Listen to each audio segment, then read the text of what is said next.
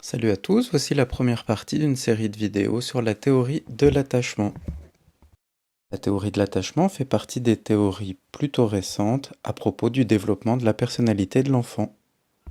Entre 1960 et 1982, John Bowlby a tracé un chemin novateur en pédopsychiatrie en élaborant la théorie de l'attachement.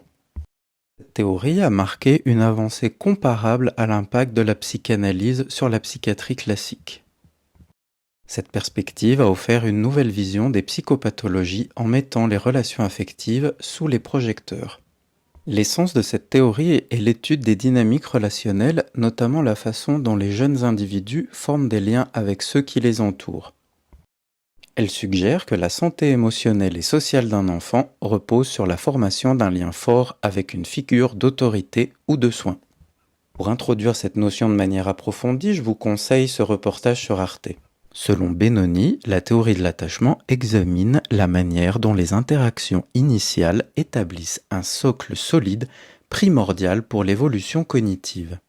La théorie de l'attachement est relative à l'éthologie, c'est-à-dire à l'instinct animal.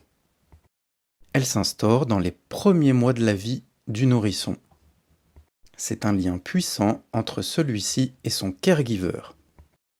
Le caregiver donne les soins, c'est-à-dire il protège, assure la sécurité. Le lien instauré avec les caregivers est un lien extrêmement puissant. En général, la maman, il s'établit un lien de hiérarchie entre les différents caregivers. Ces autres caregivers peuvent être le papa, les grands-parents, les frères-sœurs, etc. L'attachement donne une base de sécurité affective pour permettre l'autonomie. Style d'attachement et la sécurité affective est déterminante pour la suite des relations futures au niveau affectif. Nous nous intéressons maintenant aux différents styles d'attachement. Dans la littérature, 4 styles d'attachement sont identifiés. Attachement sécure, 3 insécure. Pour l'attachement sécurisé, l'enfant considère sa figure d'attachement, souvent un parent, comme un ancrage, un repère sécurisant.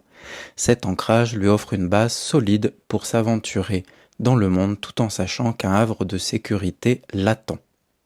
Concernant l'attachement insécure évitant, l'enfant se montre distant de sa figure d'attachement. Apparemment autonome, en réalité, il éprouve des difficultés à gérer ses émotions et à nouer des liens profonds. L'attachement insécure ambivalent se caractérise par une dépendance excessive à l'égard de sa figure d'attachement. Ces enfants peinent à s'éloigner de leur figure d'attachement et peuvent utiliser des tactiques passives-agressives pour capter leur attention. L'enfant à l'attachement insécure désorganisé recherche et évite en même temps sa figure d'attachement. Bien que l'instauration du style d'attachement soit déterminant pour les relations futures, il peut évoluer. Enchaînons la série de vidéos sur la théorie de l'attachement sur les compétences fondamentales du caregiver. Le caregiver est celui qui prend soin. Il protège et assure la sécurité. Il discerne les besoins de l'enfant et y répond avec attention. Il favorise l'indépendance tout en la soutenant. Il intervient avec précaution sans être envahissant. Il gère et aide à équilibrer les émotions. Il respecte et s'adapte au rythme de la personne aidée. Concrètement, un caregiver sécurisant est capable de développer la capacité à lire entre les lignes et intervenir dès que l'on détecte un malaise ou de l'anxiété. Il favorise les échanges et instaure la confiance. Il crée un espace sûr où chacun se sent libre de partager ses émotions. Il encourage l'autonomie tout en restant en soutien discret, tel une béquille. Il crée un espace sûr où chacun se sent libre de partager ses émotions sans craindre le jugement. Il crée une écoute active, c'est-à-dire qu'il entend, mais surtout il comprend. Il adopte une approche douce et réconfortante lorsque la tension monte. Il propose des solutions adaptées pour répondre aux besoins ressentis. Il célèbre les petites victoires car elles constituent les fondements de la confiance en soi. Il instaure des routines pour créer un sentiment de paix et de sérénité. Il maintient une longueur d'avance pour répondre aux besoins à venir. Il prend du recul, évalue et ajuste les approches pour garantir une assistance parfaitement calibrée. Plus le caregiver développe ses compétences, plus il développe de la sécurité chez la personne dont il s'occupe. Qu'est-ce qu'être soignant et caregiver pour instaurer un caregiving sécurisant? Je parle des infirmières, mais cette vidéo peut s'adapter à tous les soignants. Un soignant qui adopte un caregiving sécurisant commence chaque interaction par une introduction bienveillante.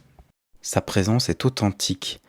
La personne est pleinement présente pour les patients, captant à la fois leurs paroles et leur silence. En tant qu'humain, nos émotions varient. Notre constance auprès des patients sera un gage de sécurité.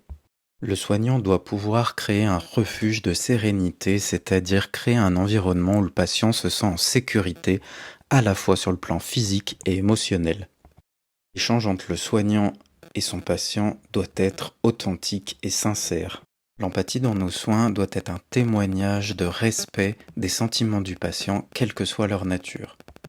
Le soignant qui adopte un caregiving sécurisant favorise aussi la liberté d'expression. On offre à chaque patient l'espace nécessaire pour s'exprimer librement sur ses sentiments, ses craintes, ses aspirations.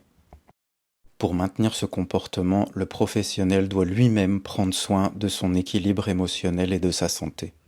Enfin, le soignant doit prendre conscience que son contact est puissant. Le simple geste de fournir une épaule sur laquelle s'appuyer peut avoir un impact inestimable.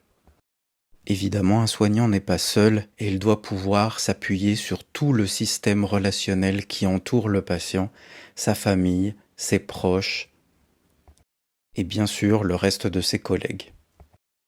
La personnalisation des soins est un gage de caregiving sécurisant puisqu'il reconnaît et valorise l'unicité de chaque patient et adapte les soins en conséquence.